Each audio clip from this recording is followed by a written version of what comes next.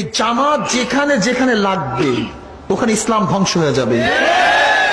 জামাত লাগছে আলিয়া মাদ্রাসার মধ্যে, আলিয়া জামাত লাগছে ইত্তেহাদুল উম্মার মধ্যে, ইত্তেহাদুল উম্মাহ। জামাত লাগছে বিএনপির মধ্যে, বিএনপি। এই জামাতের প্রয়োজন যেখানে লাগবে সেটা ধ্বংস হয়ে যাবে, যেখানে লাগুক ধ্বংস হয়ে যাবে।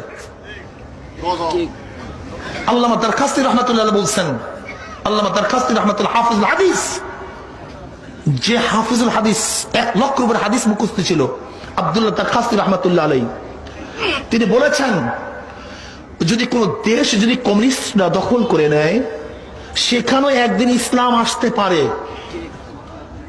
কিন্তু আল্লাহ না করুক কোন দেশ যদি জামাত দখল করে ফেলে কিয়ামতের আগ পর্যন্ত আর কোনদিন সেখানে ইসলাম আসবে না।